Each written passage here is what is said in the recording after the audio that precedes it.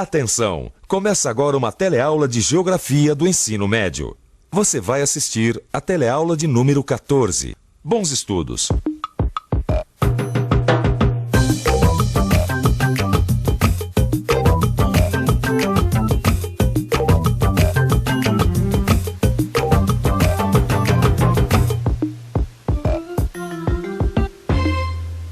Vento e água.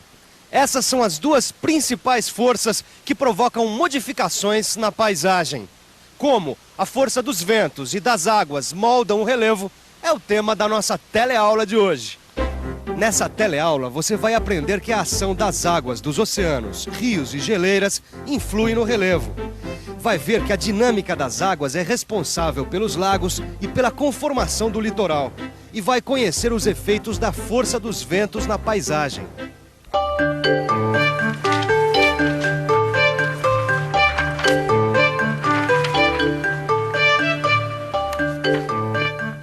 A gente não precisa ir muito longe para entender que o movimento do ar e o das águas representam forças que atuam sobre a superfície da Terra.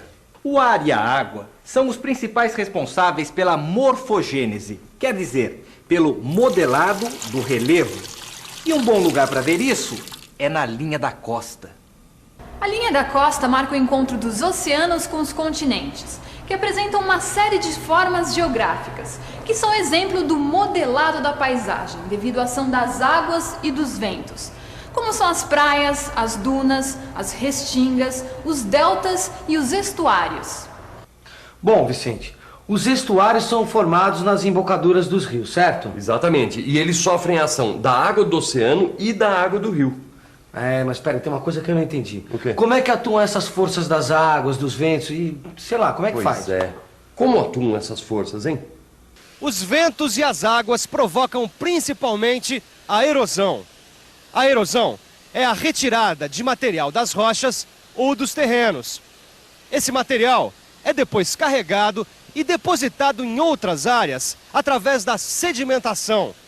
Ou seja, a erosão compreende o desgaste da rocha, o transporte e o depósito desse material para outros lugares. É mais ou menos isso que a força das águas faz na natureza. Tira o material de uma área e deposita em outra. O vento também, o que deixa marcas na paisagem. A erosão provocada pelo vento forma os chamados relevos ruiniformes, isto é, em forma de ruínas. O vento também influi na paisagem através do transporte e deposição de material, como nos campos de dunas. Essa força é chamada energia eólica, resultado do movimento das massas de ar. Assim como a ação dos rios e mares no relevo é resultado do movimento das águas. Para estudar o comportamento da água, o geógrafo se utiliza dos conhecimentos de hidrologia e oceanografia.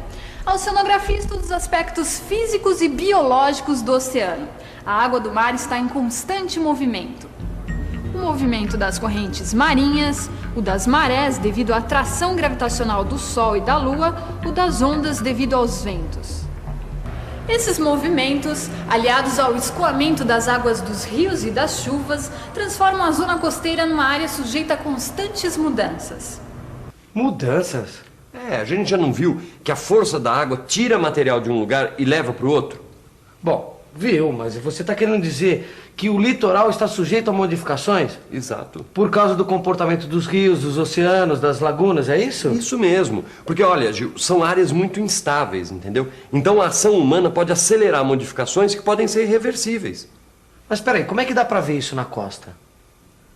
A costa recortada do Maranhão é um exemplo de área que sofre abrasão marinha. O movimento das águas retira sedimentos dessa área, enquanto a costa reta do Amapá é um exemplo de área que recebe material trazido pelo movimento das águas. Essas áreas que recebem materiais trazidos pela força dos mares são chamadas de áreas de deposição marinha. No caso da costa do Amapá, grande parte do material sedimentar é trazido da foz do rio Amazonas. Da força das águas dos rios, combinada com a força das águas dos oceanos, resultam formações como lagunas, deltas, estuários. E os estuários tropicais colonizados por manguezais, exemplos de mistura das águas de rio com do oceano, representam uma das áreas mais produtivas da vida aquática. E os manguezais, hein, Vicente? Será que ainda está sofrendo muito com os efeitos da ação do homem? Ah, então. Apesar de ser uma área tão importante para a vida, e olha, se você pensar, muita gente tira o sustento dos manguezais, eles estão comprometidos. E estão comprometidos por quê? Por causa da poluição agroindustrial, da poluição urbana. Mas, Vicente, me diz uma coisa. Será que a força das águas só está presente nos estuários? Não, é só você checar, por exemplo, de onde surgem as praias. Ah, tá aí. Boa pergunta. Da onde surgem as praias? As praias são resultado do movimento das águas do mar. O trabalho do mar é responsável pela formação das praias e lagunas nas costas baixas e arenosas. Como são formadas pela deposição de sedimentos por correntes marinhas e ondas, as praias são muito afetadas pela intervenção humana. Praias em Olinda e Atafona são exemplos do perigo que a ação do homem representa. Elas podem desaparecer. O homem, ao modificar as condições naturais das praias, intensifica a abrasão marinha, quer dizer, a retirada dos sedimentos pelo movimento das águas do mar, o que coloca em risco as praias. E o homem também pode afetar a dinâmica das águas dos rios, que modela o relevo de uma forma diferente. As águas dos rios também removem, transportam e depositam materiais. De maneira geral, a remoção se dá nos altos cursos, onde a energia das águas é maior. E a deposição dos materiais retirados se dá nos baixos cursos, onde a energia é menor. Os efeitos no relevo são muitos, principalmente por causa da erosão. O processo erosivo se inicia nas cabeceiras dos rios, que são formadas pelas chuvas que caem nas encostas.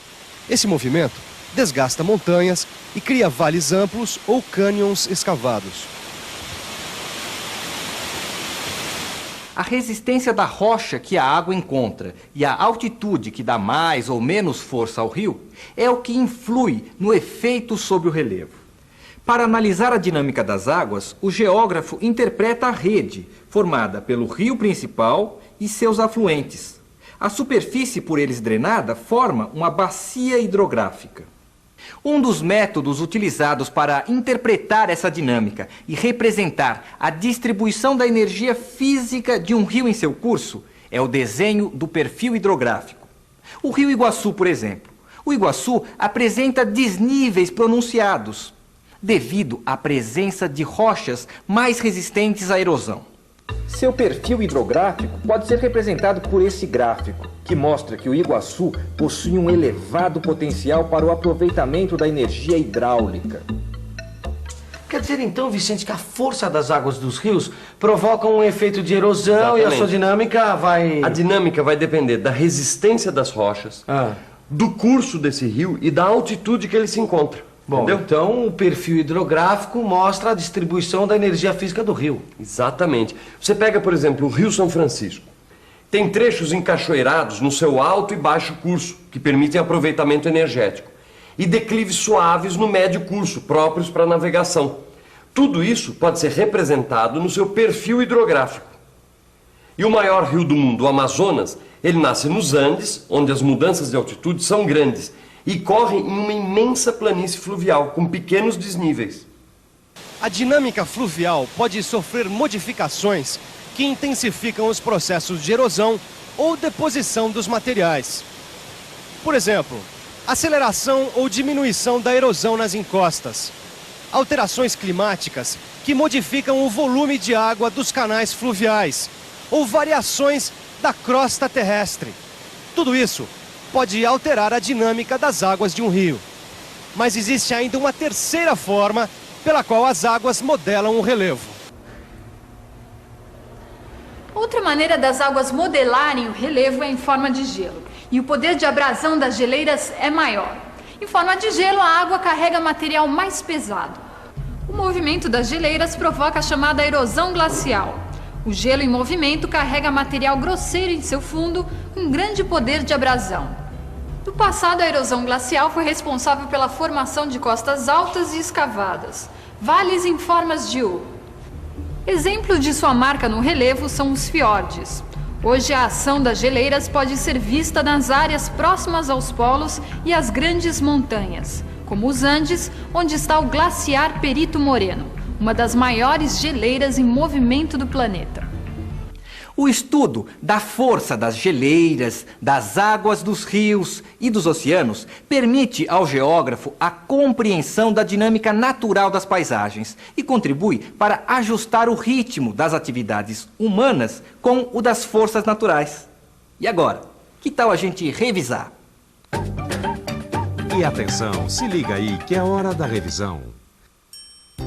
Na teleaula de hoje, você aprendeu que a força das águas e dos ventos influencia no modelado do relevo, a morfogênese.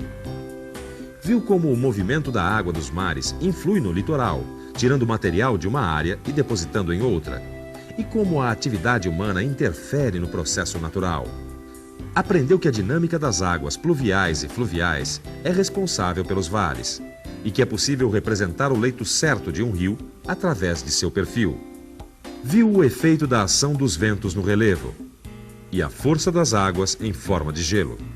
Bom, por hoje é só. E olha, não deixe de tirar qualquer dúvida aí no seu livro, hein? Até a próxima.